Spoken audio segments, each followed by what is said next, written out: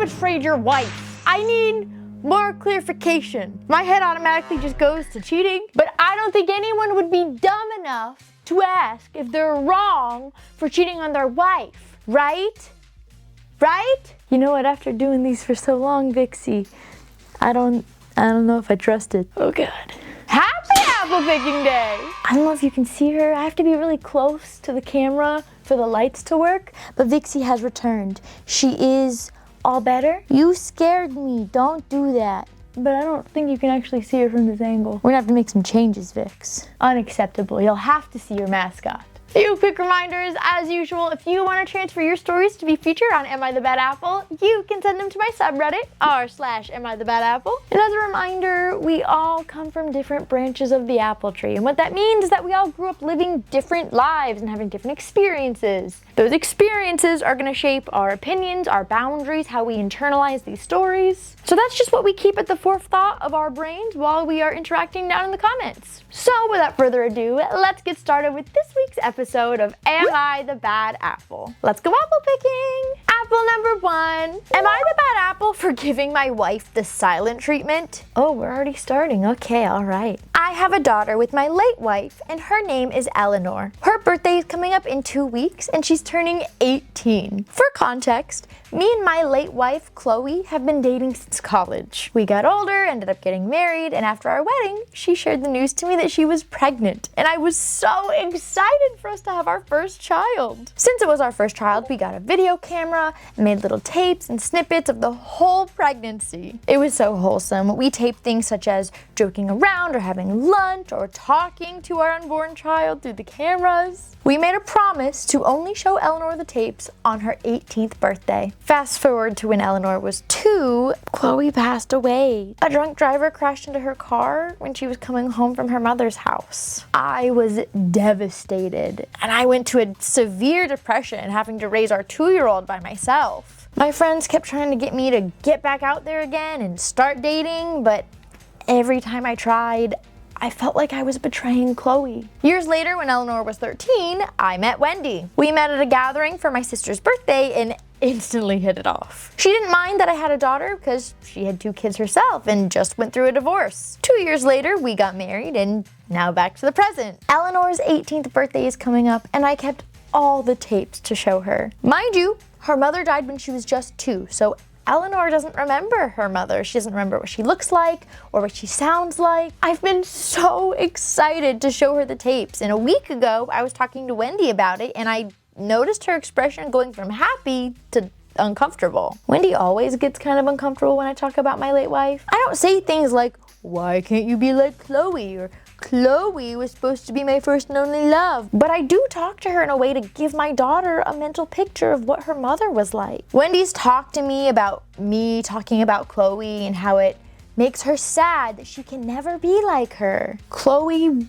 was a model and started working on her fashion career, and don't get me wrong, she was a beautiful woman. But Wendy kind of describes herself as not in the best shape, her words, not mine, and gets very self-conscious about Chloe. I love both women, how they are, how they were, and I've never had a preference, but I feel like Wendy has a lot of jealousy towards Chloe. I told Wendy that I love her exactly how she is, and she broke down crying. The next day after that incident, Wendy came to me and apologized for the way that she acted. I told her it was fine, and I was so glad she felt comfortable to share her feelings, and I gave her a tight hug and a kiss on her forehead. She asked to see where the tapes were, and I showed her where I stored them in my closet. Things were fine until yesterday morning. I went looking for the tapes because I wanted to put them in a prettier box for my daughter, and when I went to find them, the box was gone. I looked everywhere, to the point that I walked downstairs to see my wife laying on the couch watching TV. And I asked her about the box, and she told me she threw them away. Not only told me she threw them away, she had a completely neutral expression. No smile, no remorse, nothing. My heart dropped.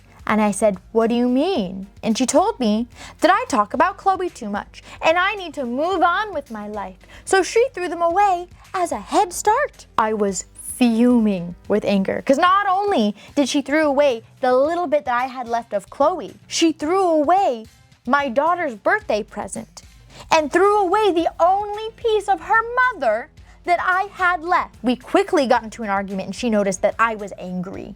I was not just getting over this, and she started actually apologizing. I got to the point where I just started crying and I locked myself in our bedroom. It's the morning and I'm writing this in my office, going through my computer, trying to find any old files or videos or anything of my late wife to give to my daughter, because my daughter still cries at never getting to really meet her mother at a point in life where she could consciously remember it. I thought I would be bringing her that closure. I thought I would be bringing her mother closer to her. And Wendy ruined all of it. I've been ignoring my wife for the past day, and she's been texting me nonstop about how she's so sorry, but I can't look at her right now. It's now getting to the point that our mutual friends are texting me to accept her apology and get over it since Chloe died 10 years ago. But I'm just ignoring them, because they've never had someone so close to them pass before. They don't understand. They don't have an Eleanor. I'm working on trying to find these files right now, and I'm starting to wonder if I overreacted. I don't know.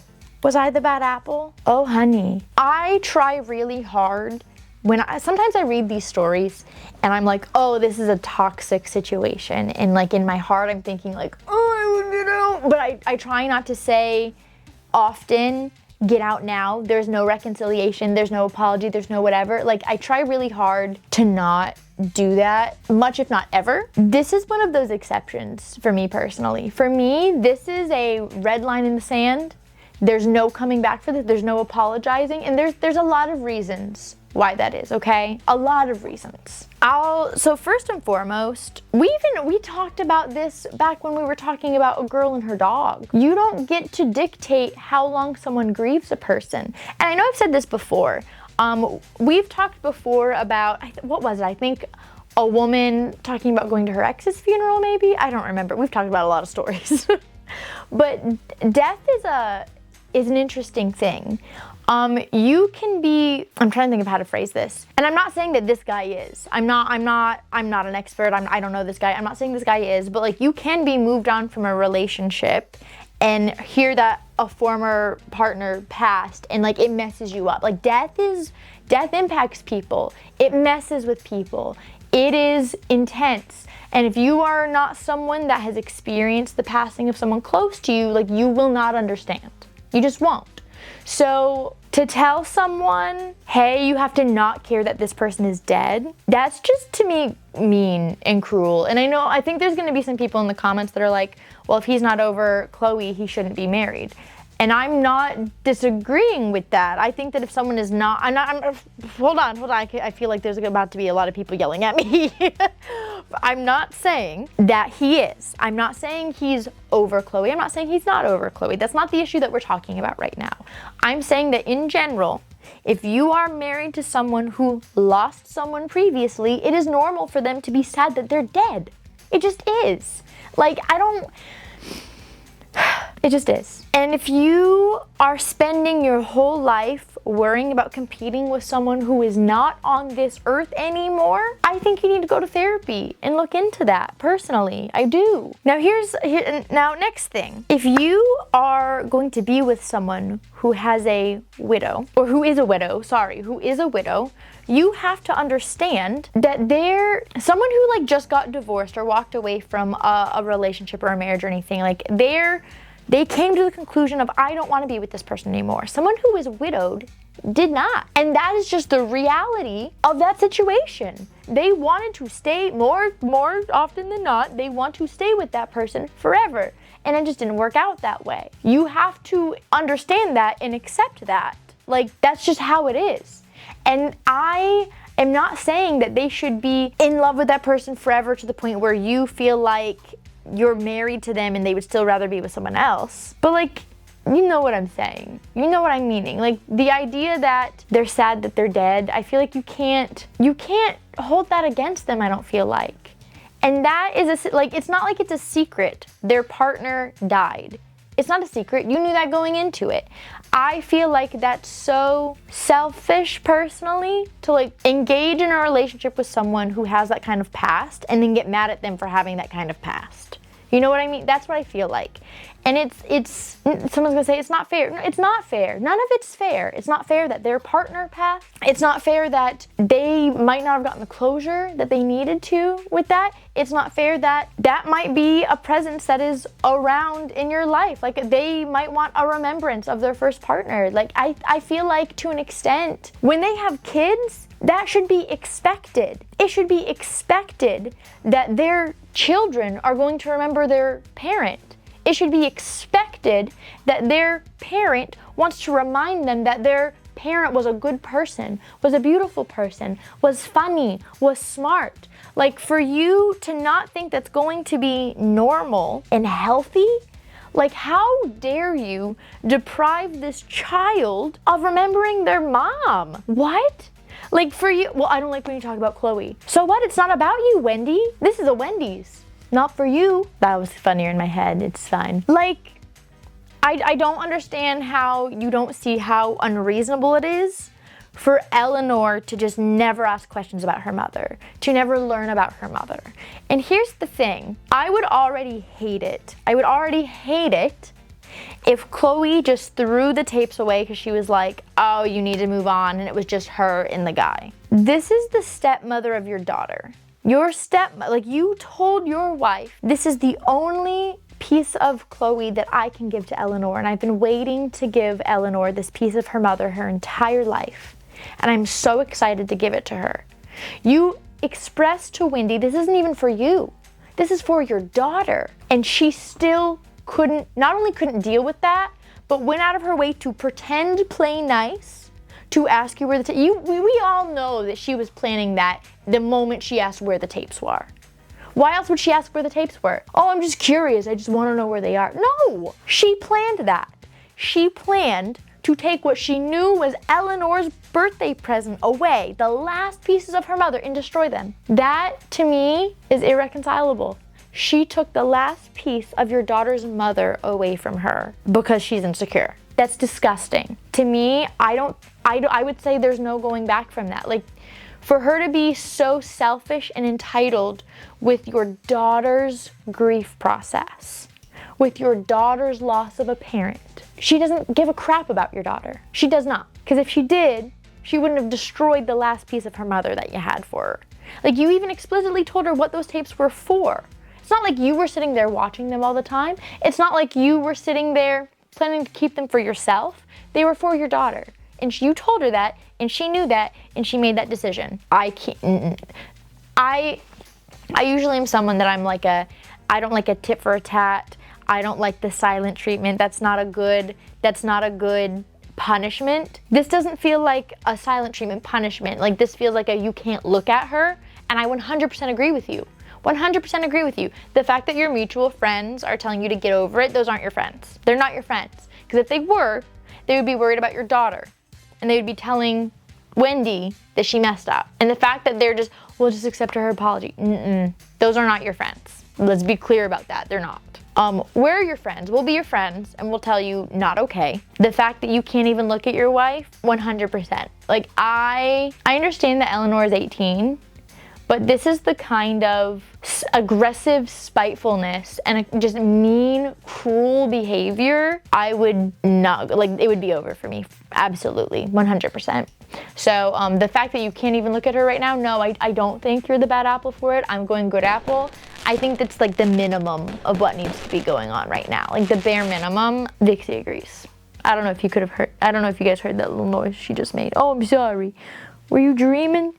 Yeah, no, absolutely not. Wendy's gotta go. We're swapping to Burger King. Period. Apple number 2. Am I the bad apple for not tipping my waiter? I went to a sit-down restaurant last night and my waiter, let's call him Brad, took my order. Then Brad disappeared completely for the rest of the time. Didn't check in, didn't refill my drink, didn't even bring me my food. Some random food runner did. All of a sudden, Brad appeared to bring me the check. After an hour after I originally sat down. He even circled the suggested tip area at the 20%, gave me a big old smile like we'd been through something together, and laid it down on the table. My guy, what am I tipping for? You didn't wait on me.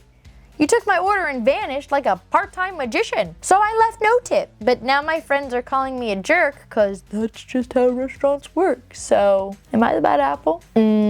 No. As someone who literally worked in the food service industry for 6 years, no. Like, yes, servers make money like solely on tips. And that's not okay. And that system should change. I'm all for that. And I think it's so rude when people go to a restaurant and like go to a sit down place and just don't tip. But that doesn't mean that a server can just pawn off their tables on everyone else, on the food runner, on whoever, and expect they're not working. Servers should be paid for the work that they do. I believe that wholeheartedly. Brad's not working.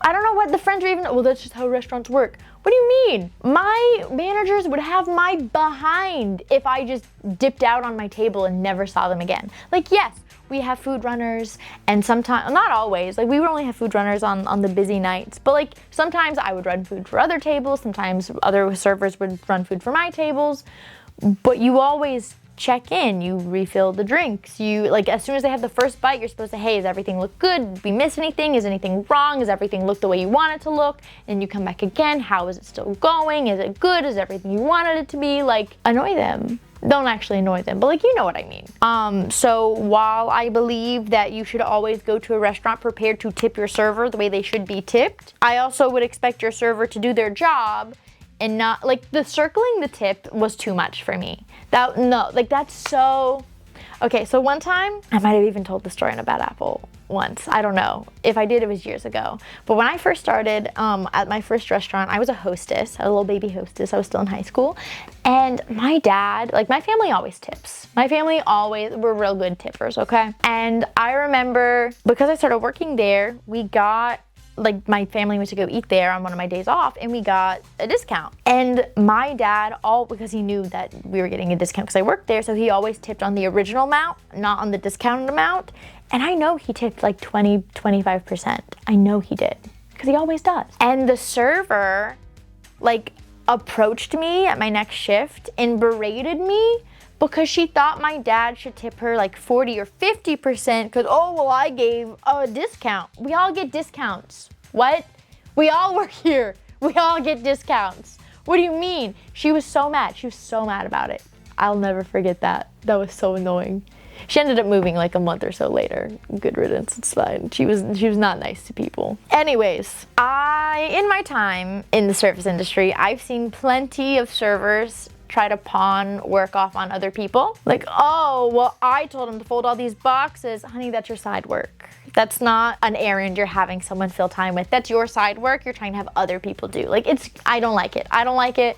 Brad is giving me the vibes of some people that I used to work with. Not a fan. So yeah, tip your servers when they show up. They should show up. When they're doing their job, tip them. They deserve the tip. You better tip them well. But if they're literally saying hi, taking your order, and never to be seen again, only to come up and like passive aggressively like circle the please give me a lot of money on the receipt thing, you didn't do your job, Brad. Like, you get paid for doing your job. Do your job. And like, this is why this upsets me so much. It's servers like Brad that make people not want to tip when they go to restaurants, and the people that are doing their job get tipped less because the Brads are ruining it for everybody, and that is so annoying. Like, it just makes me mad. And like, if he got caught doing something specific in the kitchen, like if someone had me doing like a task that took a little longer and I would still ask other people, hey, can you go check on my table? Can you go refill my drinks? Or when I came back, I would say, hey, I'm so sorry that I've been a little MIA. I had to do something in the back. I was helping some people. Can I get you something? Like, in that instance, if that were me and I didn't show back up until the end of the check, I'm so sorry. I didn't even get a chance to refill your drink. Can I get you a drink to go? Would you like a little cup? Would you take that? Don't say cup. Don't do that. Would you like a little cup and a little to-go cup with some Coke in it or some Sprite or whatever it is that you're drinking? I'm so sorry about that. Or like, I would tell my manager, hey, you had me doing this task in the back and it took so long, I didn't really get to check on my table. I'm worried they feel a little neglected. Can we give them a little bit of a discount? Like, that's what someone who was pulled away to do something, that's how they act. Someone who went out to smoke in the back and just completely forgot they had a table and didn't worry about it, that's how someone like Brad acts. So, I'm going good, Apple. Apple number 3. Am I the bad apple for refusing to help my best friend with her wedding? My best friend, 24 female, we'll call her May, and I, 24 female, have been close since middle school. We've talked about being in each other's weddings, so when she got engaged last year, I assumed I'd be a bridesmaid. She recently asked me to help with a bunch of wedding planning, but when she showed me the list for her bridal party, I wasn't on the list. I asked why, and she got kind of awkward and said she had to make some choices. The party included her sister, her fiance's sister, and a few newer friends that she's known for a couple years. She said she wanted a smaller party. I didn't want to make it a big deal, so I just congratulated her and figured I'd still be a guest. But then she started asking me for a lot of help. Things like dress shopping and DIY decorations and venue hunting and making party favors, like a lot of stuff. I finally told her, hey, I love you, but I feel weird doing all this when I'm not even a bridesmaid. She got angry and said that she thought I'd still want to be involved because we're best friends. I told her I'd still be at the wedding, but if she didn't even consider me close enough to be in her bridal party, are we best friends? Why am I doing all this extra work with someone that doesn't want me in her bridal party? Now she and some of our mutual friends are giving me the cold shoulder, saying that I'm being petty and making the wedding about me, but I'm not gonna be doing bridesmaid level work when I'm not a bridesmaid.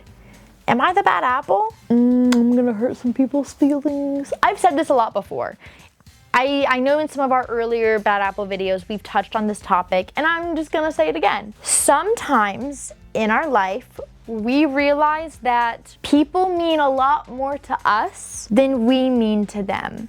And that is a very tragic revelation to come to and a very tragic realization to have. And it sucks and it hurts.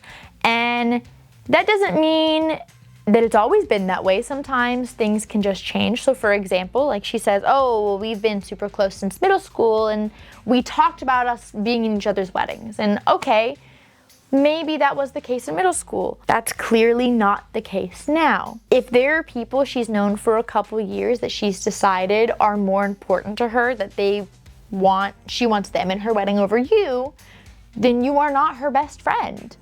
I cannot even imagine someone that I would call my best friend like not being a bridesmaid for me, you know? Like I'm very fortunate with the friends that I have. Some of my best and closest friends I've had in my life for over a decade, some multiple decades, 2 because I'm not 30 yet. I'm not 30 yet. Today's my birthday and I'm 29. I'm not 30 yet, okay? I'm not 30 yet. I mean, today isn't the day that this is posting. Like when you're watching it on Apple Day, is today. Don't make a big deal out of it. It's fine. It's fine. That's not the point of this. I'm not 30 yet. But there are some times in our adult lives especially where people might not value you as one of their best friends, but they value that they know you are a hard worker and a good worker and that you do things for people. And I'm gonna say all this without crying because this is a realization that I've had a lot of times in my adult life. And it's not fun. And I don't have sympathy for people who do that to others. And yeah, what's crazy is that like she's not even asking this girl to do bridesmaids level work. She's asking this girl to do wedding planner level work for free. And that's how it's a bad look. It leaves a bad taste in my mouth. Like she's using this girl. She knows that this girl considers her a good friend and she knows this girl will bend over backwards for her friends and she's taking advantage of it. And she's not even showing her gratitude. She's not even being nice about it. Like she's not showing her gratitude. She doesn't want her in the bridal party. She's even has the audacity to get mad. Well, I thought you'd want to be involved. Why? If you're not close enough friends where she's in your bridal party, why do you think that your wedding is going to be the highlight of her year? Why would someone who's not super close to you, why would their world revolve around your wedding? And like that, honestly, the group, not OP, not the girl that's like being asked to do all the tasks, but the bridal party just feels like a lot of mean girls. For the other bridesmaids, I don't even know if they're other bridesmaids, but for the mutual friends to be like, you're just trying to make this wedding about you. What do you mean? How? What? I think it's very normal for someone to think that they're better friends with someone that they are, to be upset and surprised if they realize they're not in the bridal party. I think that's a valid feeling to have. That is not making the wedding about you. Refusing to do what wedding planners are paid a lot of money to do for someone that didn't want you in their bridal party is not making the wedding all about you. Like, being confused while you're being tasked with all these things and not even a part of the wedding is not making it about you. So to me, it just sounds like these are a bunch of mean girls who are really good at gaslighting people that they know will do things for them. That's the vibe that I'm getting. Y'all can let me know if I'm reading too much into it, but I can't imagine, personally. Like, the only time I've ever gone with someone to look at wedding venue things was when I was Sarah's maid of honor. Like, that's it. And then anything else, there's never been a time that someone has asked me to help with wedding anything and I wasn't in the wedding party. Unless it was like family, but that's different. If it's like a cousin and my aunt's like, oh, go pick up a corsage, okay, I'll go pick up a corsage. But no one's gonna ask me to go look at wedding venues. No one's gonna ask me to like put together the decorations. Like, that's not, no, people don't ask that. That's weird. No, I'm going good apple. Honestly, I wouldn't even go to the wedding. This whole thing is just disrespectful. They're being very disrespectful towards you, I think. Apple number 4. Am I the bad apple for betraying my wife? My wife, our 1-year son, and I were at my older brother's house yesterday for dinner. I used to visit them often before I was married, but even now, we try to visit each other at least once a month and are generally on cordial terms. During dinner, my sister-in-law made a remark about my wife's bag, and my sister-in-law made a comment about my wife's bag. It just so happened to be the one that I bought her for our anniversary. My wife seemed happy about that and everything was going well. Well, then my sister-in-law compared her nice new bag to my wallet. For context, my wallet's pretty old and worn, but the reason is because my dad gave it to me 11 years ago when I left for college. It's sentimental to me. I don't want a new one because that one means a lot to me. My sister-in-law made the comment that my wife should make me shop for myself too. I again insisted that I like my wallet. It's sentimental. I've heard lots of comments about my wallet being worn, but I usually just laugh it off. Well, that's when my sister-in-law made a comment that basically translated to, oh, so one person earns and the other person spends. Got it. I felt really uncomfortable about the comment, and my wife looked totally pissed off. I tried to change the topic, but my wife said that she takes care of our son, maintains our house while I work, decorated the house from scratch, all true, and I routinely thank her for these things. My sister-in-law just blew it off, saying it was a joke, but within a few minutes, my wife just said that she wasn't feeling well and that we needed to go back home. During the drive back and when we came back home, she made it very clear that she won't be keeping any contact with my sister-in-law until she gets an apology. Today, my brother called and suggested we get a bite to eat.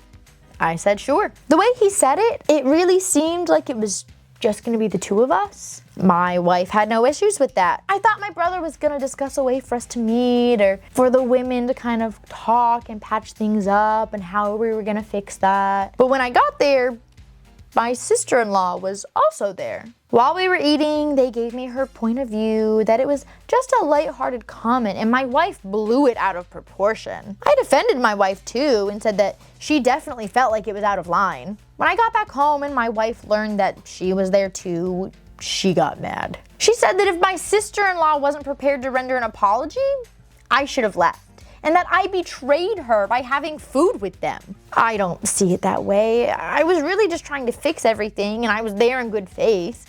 Am I the bad apple? It's like a soft bad apple because my guy, you got manipulated real hard. But I'm gonna tell you exactly where you done messed up. Okay, I'm gonna tell you exactly where. There's even a line. It's a specific phrase you said. Like this is where you lost me completely. Cause I could have gone crab apple. You were manipulated. Cause you totally were. But this is where you switched me to bad apple instead of crab. My wife definitely feels the comment was out of line. What do you mean your wife feels? You don't agree? That's where you messed up. That's where you done bad. Don't do that. No. Bad. So, first of all, the jokes like that, I feel like stay-at-home moms constantly get lighthearted jokes like that, but they're not really lighthearted jokes. Like, there are people who are just so mean to stay-at-home moms, and the passive aggressiveness, it's not cute. It's not funny. And I'm gonna be so honest for a second. When you make a lighthearted joke, it's only a lighthearted joke if everyone takes it that way.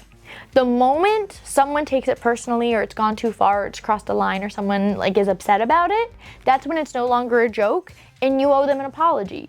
It doesn't matter if you didn't mean it that way, that's the way you made them feel. Your words, your actions, your joke, your quote unquote joke, that's your responsibility. And if you're not interested in maintaining that relationship, okay, I guess you're not apologizing, but that doesn't make you the good apple. Not saying the guy, I'm talking about the sister-in-law. That doesn't make you the good person. That doesn't make you the funny guy. That doesn't make you the, I'm not putting up with other people's BS. No, everyone else is putting up with your BS. That's how that works. You're not the funny guy, you're the mean guy. You're the cruel guy or girl, whatever, you know what I mean. So, no, and it's like those dumb, oh, they're just a prank. No, the moment you like go out of your way to upset someone or hurt someone's feelings, or you've crossed a line, even if you didn't intend to, that's when you become the bad guy. And if you're not willing to own that and take the L when you need to, then you shouldn't be attempting to make jokes or be the funny person in the room anyways. Like, if you can't handle it, then you can't handle it. And if you can't apologize, then you can't handle it. So, now that we've established that, when they purposefully, like, you know that they got you alone for lunch on purpose.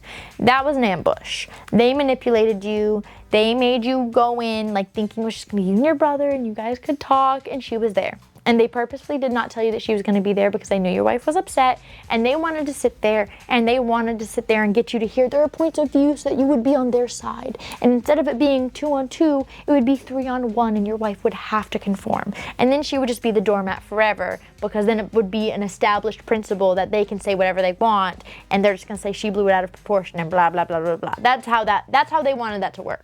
100%. Cannot convince me it's not. For them to get you there just to, like, they basically got you alone to trash her to you. Oh, well, she's blowing it all out of proportion. What about her feelings that you hurt? Is that not important? Well, I defended her, and I said that she felt it was out of line. Okay, your wife is upset.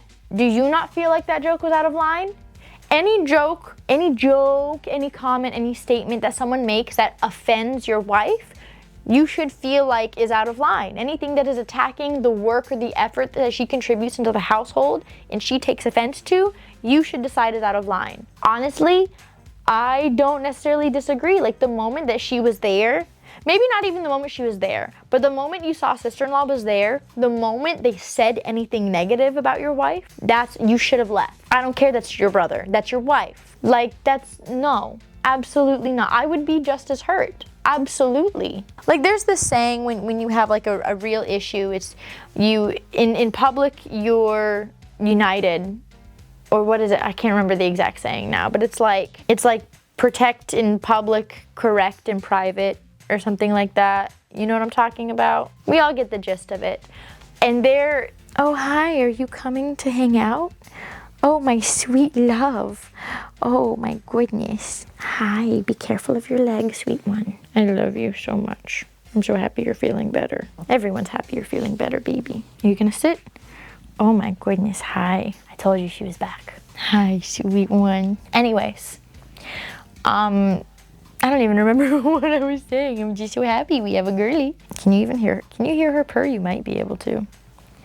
Anyways, again, it's a soft bad apple. Like, you're a little mushy. You know, I wouldn't eat you, but you're not like rotten to the core. You know, you were manipulated for sure, and you said some things that I don't think they were worded correctly, and I don't think that you stood up for her the way that you should have stood up for her. And it's one of those, like, this was a bad move, but I don't think you're a bad person. I definitely think you need to apologize, and I think that you need to set the record straight with your brother and your sister-in-law and say, this is unacceptable, this is not okay. I did not appreciate being ambushed without my wife, for y'all to just sit there and tell me that her feelings weren't valid, because they were. And if you can't take what she's saying seriously and how she feels seriously, then you're not the kind of people that I want to be spending time with. Like, the people closest to you should care about hurting your wife's feelings. Like, if I learned that I hurt someone that I cared about feelings like that badly, I would be mortified with myself. I would be so upset, and I would want to talk to them, and I would want to ensure them that I care about them and I value them and that that's important to me. And they just they're not concerned about it. And that's gross to me, personally. So you're not a bad person, but you are the bad apple in this situation. So I got 1 bad apple and 3 good apples. At least that's what I got. I want to know down in the comments, did you get anything similar to me? Did you get anything completely different? I would love to hear your thoughts. As a reminder, if you want a chance for your stories to be featured on Am I the Bad Apple, you can send them to my subreddit, r/AmITheBadApple. And for your well wishes today, because it's my birthday, I want to do a different one. I just want you all to enjoy a cupcake for me. A cupcake of whatever you want, whatever flavor. It can even be like a fruit cupcake if you're someone that doesn't like sweet. Something sweet, something you can be like, oh my gosh, I'm eating this in celebration for Rebecca's birthday. And let me know what you choose down in the comments. I think I'm gonna go to Gigi's Cupcakes, and I'm gonna get me a nice little cupcake. And I don't know what flavor yet, but I will let you know in the comments. Yeah. I'm recording this on St. Patrick's Day, like yesterday, but today, Tuesday, is my birthday. So, woo, I'm happy to celebrate with you guys. Thank you so much for hanging out with me today. I hope you have a great rest of your day and hope to see y'all next week. Bye, my lovelies. Mwah.